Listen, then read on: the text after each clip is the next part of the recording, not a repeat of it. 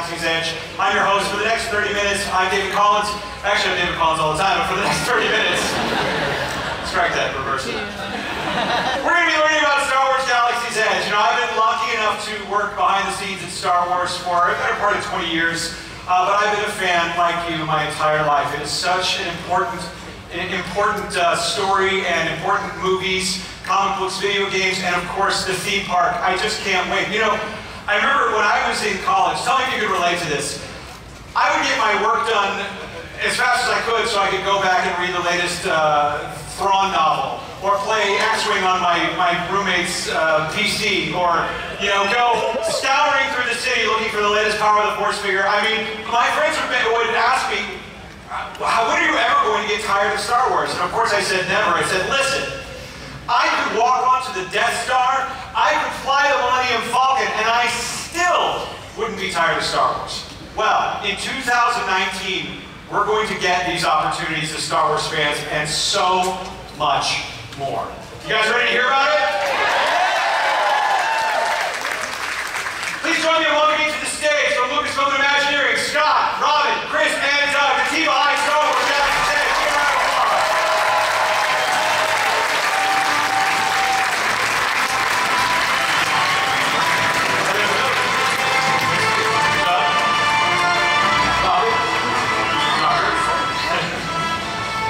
Welcome, welcome. So before we get started, could you please just each introduce yourselves and tell everyone who you are and what your role is on the project. I'll go first. Hi, I'm Chris Beatty. I'm the Executive Creative Director at Walt Disney Imagineering. Been with the company for about 20 years. And this is what my job is. So when Scott over here has a crazy idea, I'm the guy who gets tasked with trying to make sense of it and bring it to life. That's pretty much what I do for you, sir. Your ideas are crazy. Yeah. I'm Doug Chang. I'm head of the Lucasfilm Marketing Department, and I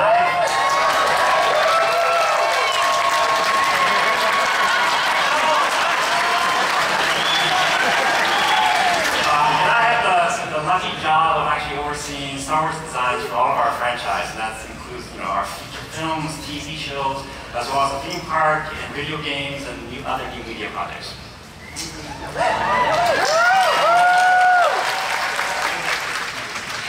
I'm Robin, and I'm the executive producer of the Star Wars Galaxy's Edge, and my job is to herd cats. Now you shared something interesting with us, though. Now you have a unique history with this park. I do. I started my career as part of the team that built this park. We're not going to do the math. So it's very exciting to be working on this project and seeing the revitalization it's going to bring to this park. Thank you, Robin. And I'm Scott Trowbridge, and my job is to work with the most amazing and talented people that I can imagine working with to bring Star Wars to life in our theme parks, in our resorts, in our cruise lines, and all around the world. Because like you, I am as much of a Star Wars geek and fan, and, you know, uber fan, as I think, you know, maybe not as much as you. Actually, I know this because when you came to Imagineering, we actually brought over to Imagineering to look at stuff. And oh, yes. All you wanted to do was take pictures of things. Obviously. That's right. Yeah, I wanted to take pictures of everything. No. I asked them, I said, well, can I take a picture of this? No. Can I take a picture of that? No. And I said, well, can I just take a picture of something? They said, well, yeah, you can take a picture of the conference room. And I said, okay. You guys, even the conference room.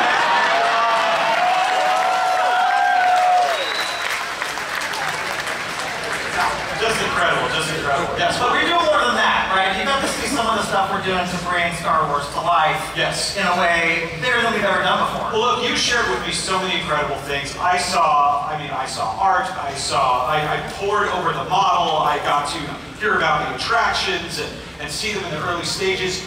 Tell us, for those that don't know, tell everyone, what is Galaxy's Edge? What is Batu? What can they expect? Catch us up. Yeah, so Galaxy's Edge was just about 2.5 years ago that we announced that we were intending to build a Star Wars immersive themed land. And at that time, and I hope you guys will agree with this, we actually decided it to be the biggest thing we've ever done, the biggest land expansion we've ever done. And I'm hopeful that you guys think that was a good choice. Star Wars is the word of choice, right? Yeah, and that's what, you know, what you you guys said, what Warwick said, what you said about wanting to live in Star Wars is absolutely 100% correct, right? I've wanted to do that too. I think we all have.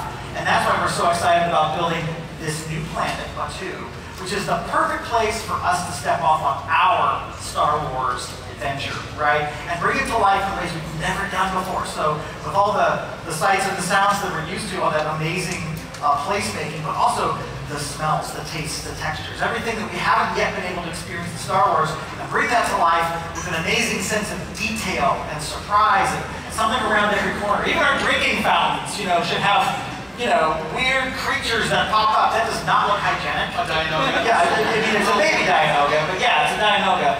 I'm sure that we'll have someone look at that. It's got that lived-in Star Wars look. And everything should, right? It should be authentic. It needs to be completely authentic, completely immersive, filled with detail, so that you can live your Star Wars story, right? This is not just about remembering, like Luke's Star Wars story, right? This is not going to Tatooine and reliving somebody else's memories. This is about going to a new place where you can star in your Star Wars story. So everything's authentic, right?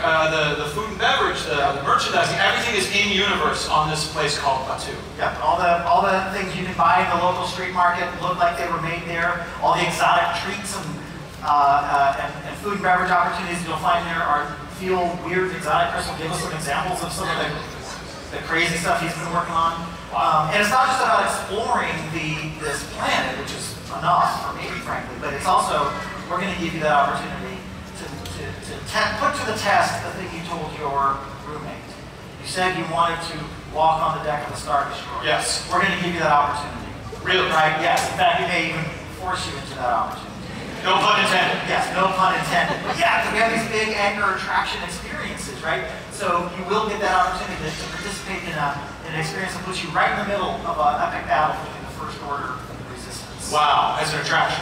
As an experience. As an experience, wow. Yes, you will be able to face your fears and find yourself right there in that place. And we'll see if you still love Star Wars. If that's not enough, I'm sure you will. If that's not enough, you talked about wanting to go on the Millennium Falcon. Well, we're also going to give you that opportunity. We're going to give everybody that opportunity. Yeah. I mean, some people call it a big hunk of flying garbage, but I think of it as the fastest ship in the galaxy. And now, for the first time, everyone's going to get an opportunity to sit behind the controls and take it out on an intergalactic high-speed joyride. Wow, that is absolutely incredible. So we get to take a Falcon and actually fly the Falcon. Do you want to? Yeah. Do I want to? Do you guys want to? Hey, Robin, make that happen. Yeah, can't go right now. No, so speaking of which, though, so tell us a little bit about the progress. I mean, I know it's in 2019, so we're going to experience this. Still a year to go. Where are we at now in this process? Has anybody noticed that there's a little bit of activity happening behind the construction fence over there? How many of you peek behind the fence? Anybody been trying to peek over? Yep. Yeah. Do you shake your presents during the holidays too? You do this with the paper? Those types of people. Yeah. So we're going to show you some pictures actually, so you don't have to, get on your father's shoulders and do that. So this was some drone footage that we took just last week or the week before. So this is Disney's Hollywood Studios. This is what's happening on the other side that you can't see there. The steel is going up. It's going up fast. We're building one of these just, in our spare time. We're building one in Anaheim as well. And Chris and I were walking the site the other day, and we went out at 7 o'clock in the morning. We were looking at stuff, and then we went back for a meeting. We came up, and like walls were up in steel. And we said, okay, we gotta step up our game here.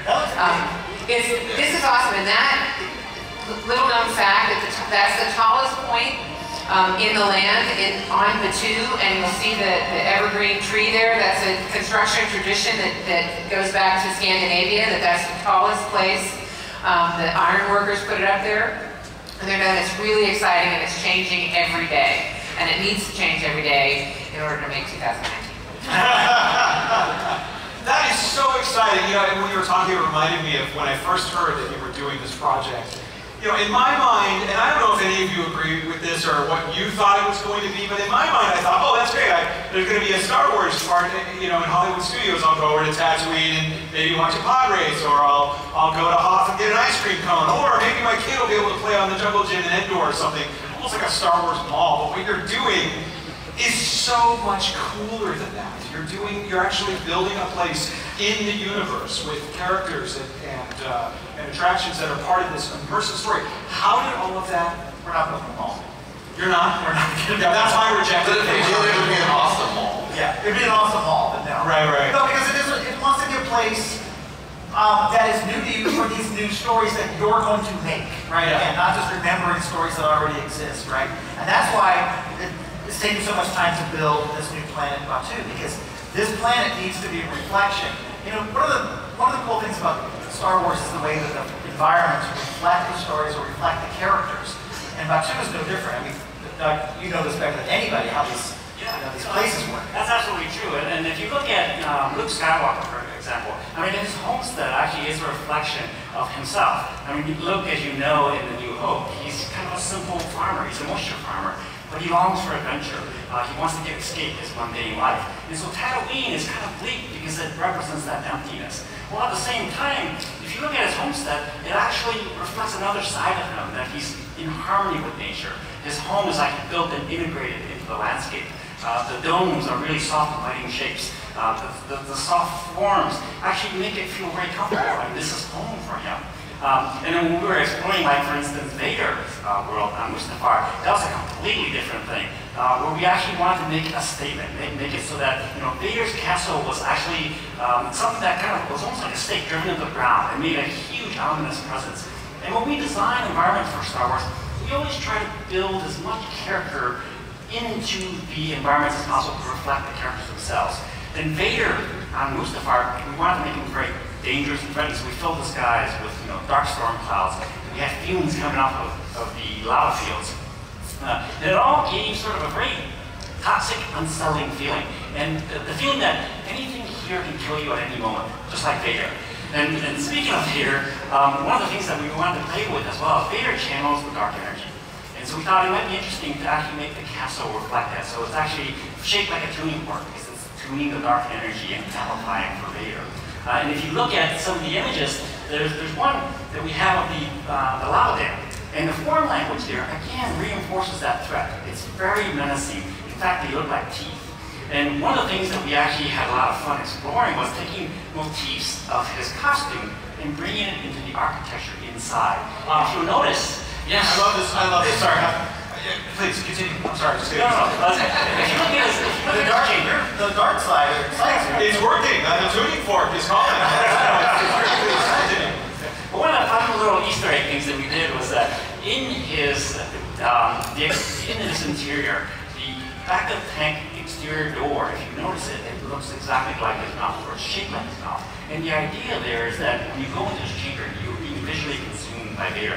And so it's one of those wonderful things that overall for Star Wars, we always try to create an environment that reflects the characters to create really powerful places that makes the story even better.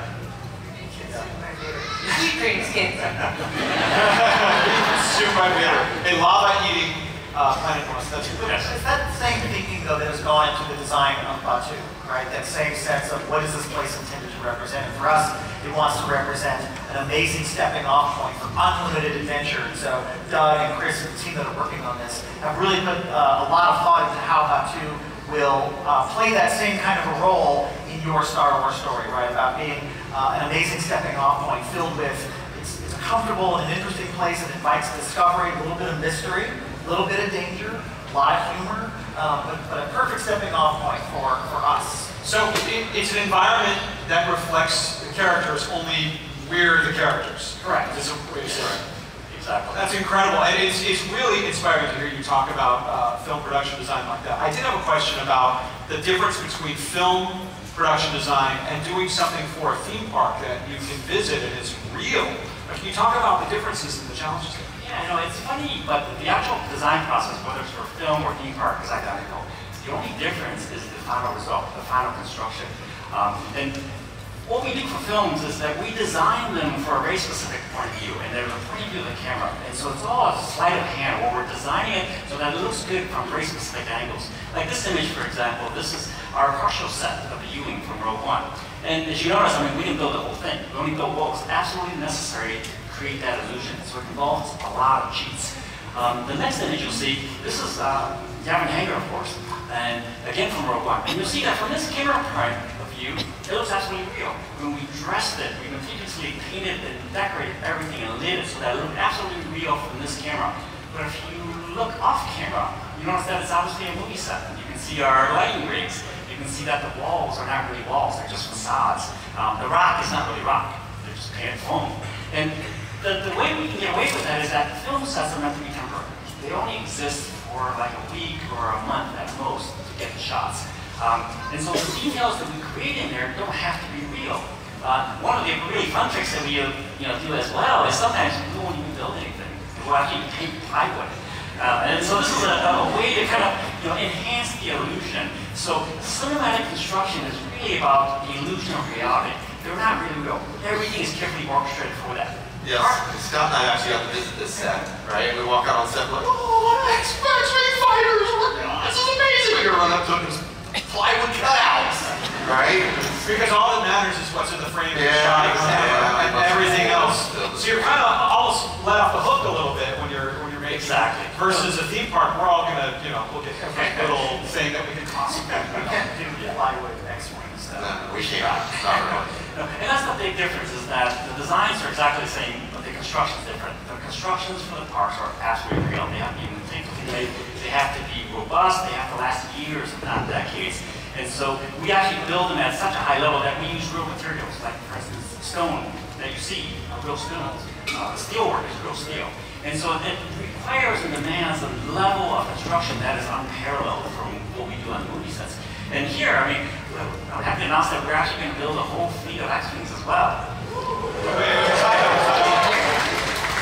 Sorry.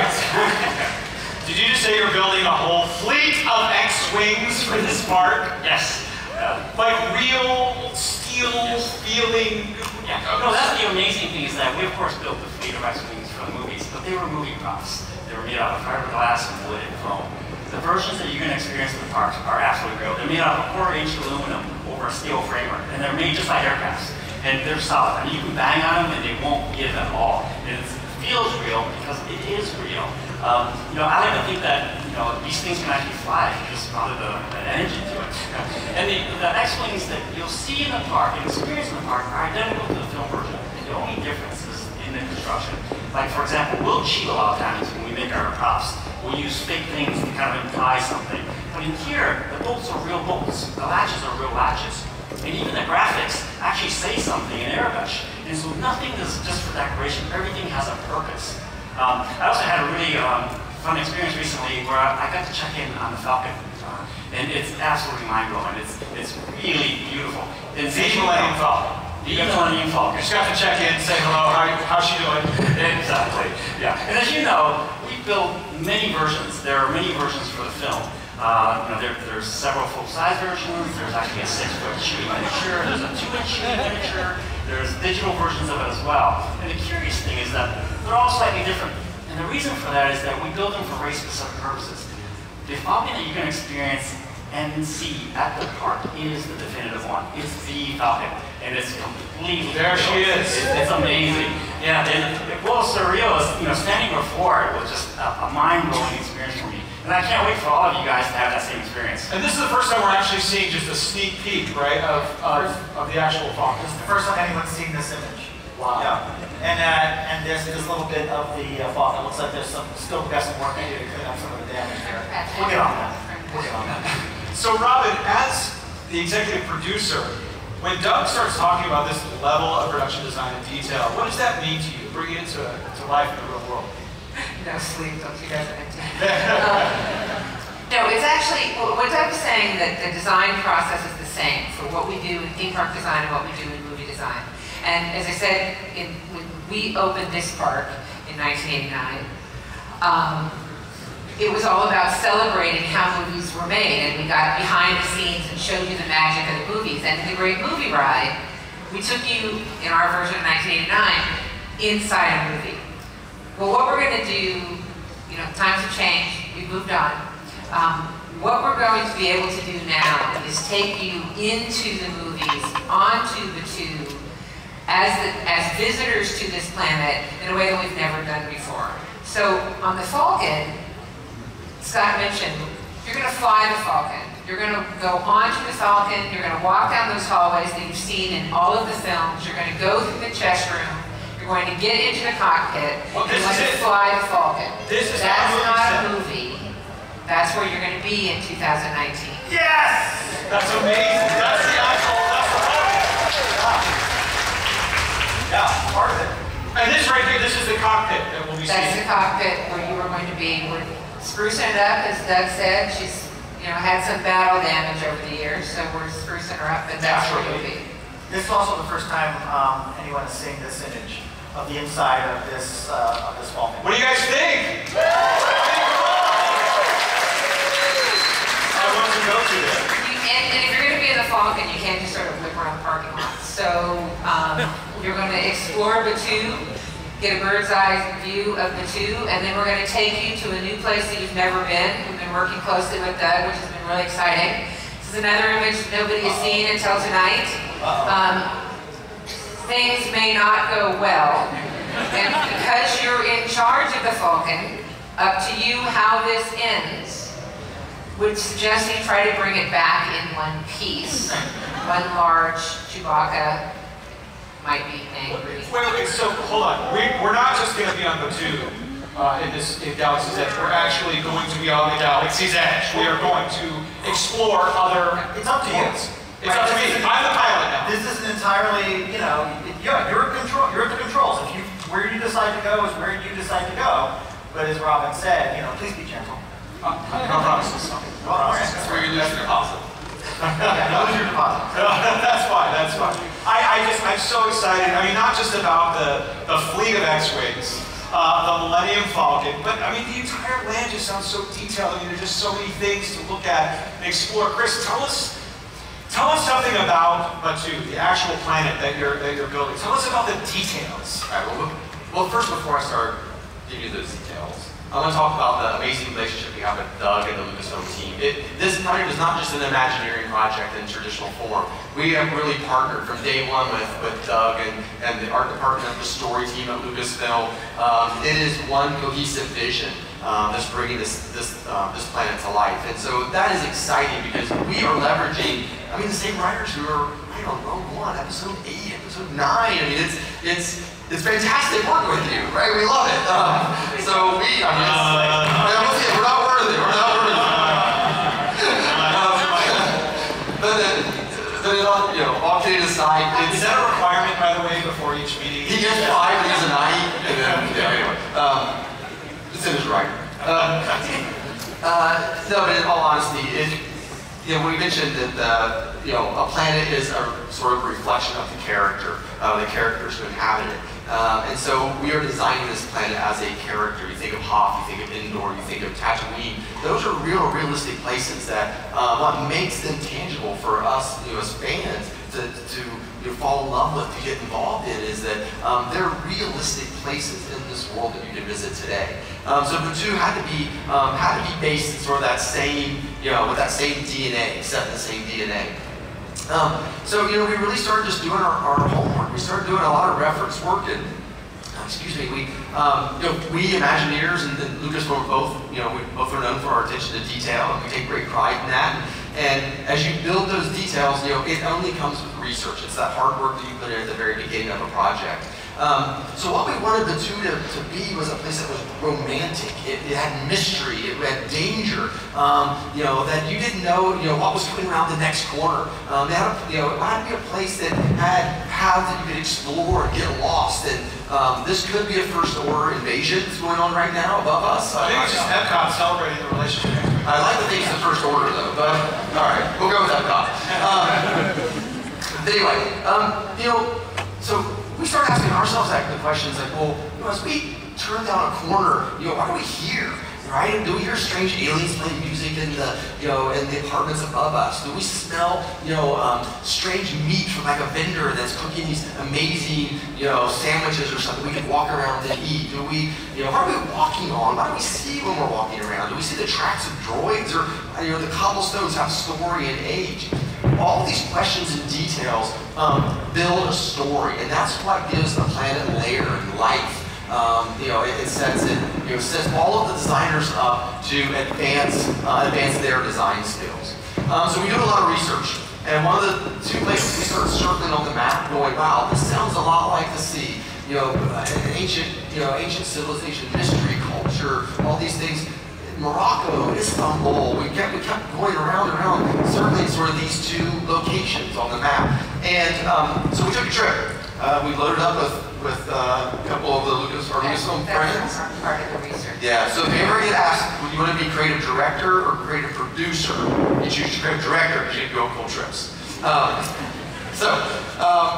We took a trip to both Morocco and Istanbul, and there, we found ourselves wandering down these amazing small pathways and coming across incredible artisans who were building things in the souks and the market. And we're going down pathways that are like 800, 1,000 years old, right? It's incredible, the detail, the storytelling there. And at night, we'd go back to the hotel room, we just would spend hours talking about how do we take those things that we found, the DNA of that place, right? Those incredible moments like with the artisans and bring those into our world. So what we started doing is making a list. We said, wow, we need to really partner with our merchandise team, with our food and beverage team, to make sure that the authenticity, that there's a sense of artistry to everything that you find in this world. And Scott touched on it at the top of this presentation. And so, we want this romantic feeling that when you come into the, that same romantic feeling we experienced in Marrakesh. I got another image here, this next image, I know you guys are think we're crazy, but this is probably my favorite image of all the slides I'll show you tonight. And this is a good example of what makes Imaginary different. So we're in Morocco, and right behind us, if you were standing here today, you could turn around and there's an amazing palace right behind us. It drove our guide crazy that we wouldn't take one picture of the amazing palace, but if we wanted to stay for 20 minutes, take a picture of a dirty wall. Sir, yeah, there's a palace right behind you. Yeah. And you look at this photo and it's like amazing because it's the texture of the plaster, it's how they patched in the little control box. It's the weird wires that they don't go into the box, they come out from the side of the box and it's patched around it. These were the details that we just fell in love with on our research trip, and these details will find their way into Galaxy's Edge when you visit. We came back, we met with our merchandise team. You can see in these images, next few images here, how those photos, those details of the compression of Marrakesh and the souks and the markets found their way into our artwork. Some amazing artwork created by Doug and his team. And in each one of these little stalls, we have different stories. And we'll write stories and tell stories to each other. Who's the proprietor? How long have they been there? Who owned this place? Who owned this establishment before this last proprietor? All these little stories we may never share with you as Imagineers, but for us, it gives our team sort of the box of tools to play in, to craft what's the finish on the floor like, what's the paint like, what's the lighting like, what do I hear, smell, taste in each one of these Fireworks. Probably apparently fireworks, yes. I'm telling you, patient. We're going to be one of the First order knows about this too. Yeah, there's a storm through Braden. Anyway, right there. So I think we have a new image to share with you. We haven't really talked a lot about what's in these stalls, and so the one we want to share with you tonight is our Toydarian stall, our toy maker. Of course, the toy maker has to be a Toydarian. It's not in the name. Wait. So on Batu, there is a toy maker, right? For merchandising, and she is Toydarian. Yes, so that's right. She is a Toydarian. And this image before. This is the toy shop. We have not shared this. This is what the shop will look like. And if you notice, it's very authentic. And the merchandise you're going to find here looks like, I call it Space Etsy, right? It looks like, everything is sewn and woven and made of different materials because it wants to be authentic. It's made by the people who inhabit this space. Whoa. This is an example of what we're talking about. One of the items that might be for sale here in this world. And so we're excited because it's Star Wars. I'm a huge Star Wars fan. Most of us are Star Wars fans, are huge toy collectors. You're going to love this. You're going to love this place. And so we're excited. All new. Time out. I'm sorry, I'm sorry to interrupt you, but I want to get this straight. So the merchandise on Batu is available only on Batu because it is made by an in-universe character who made it. Correct. And it's a toy inside the Star Wars universe. Yes. It's probably passed down for generations. Right. So I'm not necessarily going to get a Star Wars shirt in Batu. No, not the traditional. Yeah, this is because they don't sell Star Wars shirts. Not the Star Star Wars. No. All right, so I got one more image to share. Oh, please. All right. So we talk about what you see, what you touch, what you hear. We haven't really talked about what you taste. So we've seen blue milk before, and as of last night we've seen green milk, which, okay, Luke seemed to like it, so I think. Who's out for some green milk? I'm in all in. Come on. You know you want to what it tastes like, big sea cow. Who would prefer this presentation to what was in episode 8? Only those stuff. Hands up. There we go. But, we have, we're excited in 2019 to actually get to share blue milk and green milk with you. And, this was a tasting that Scott and I went to probably, a week ago. And we drank a lot of blue milk and green milk. Some good, some bad. We'll find the right recipe. We got a year and a half, it's all good. No, but this is about like this idea of sweating the details, right? So that, the work that Chris and Doug and the team, I have been putting into sweating these details with Rob and trying to figure out how we're actually going to bring this stuff to life with, with an amazing team. It is Imagineering, it's Lucasfilm, it's all of our construction and production partners that are literally all over the globe that are working on this to try to, set that up so that, we can live our Star Wars story. This is really, really, really incredible. I mean, and you still have over a year to go, so many more details to come. Is there anything else that you can share with this audience tonight at Galactic? Yeah, as a matter of fact, thank you for setting that up, because there is one more thing that we want to share with you guys. But wait, there's more. But wait, there's more. Because, we actually love sharing the details of what we're doing with you. Because, we spend all day, every day talking about this stuff to ourselves, but the opportunity to share with you, the fans, that is what's really exciting, I think, for all of us, because, we're doing this for you guys. We really, really worrying about what are our fans going to think about this, what are the fans going to think about this, and are they going to, these stories, these characters, and these places, are these going to resonate with the fans? So, it is still a year and a half away before we issue first order run! No, it's just me, I'm sorry. As long as he's still sitting here, then this one, I'm feeling, we're good.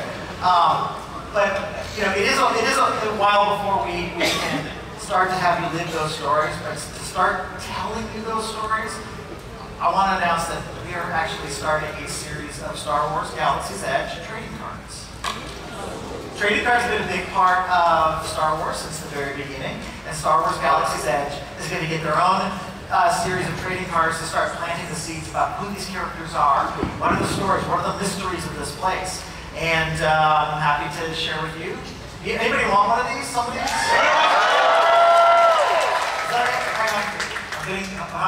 Stormtrooper, first row. We're going to give everybody the first set of Galaxy's Edge trading cards.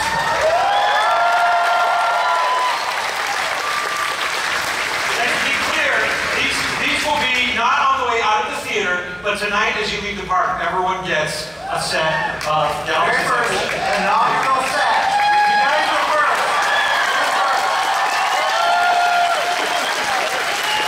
So if people want to learn more after this presentation, where can they go?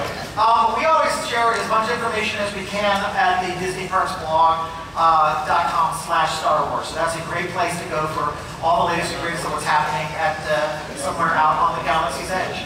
That's fantastic. First of all, on behalf of everyone, thank you so much for taking the time to share where you're at with this. I cannot wait until 2019, right? I just want to introduce each one one more time. Join me in giving them a big round of applause. This is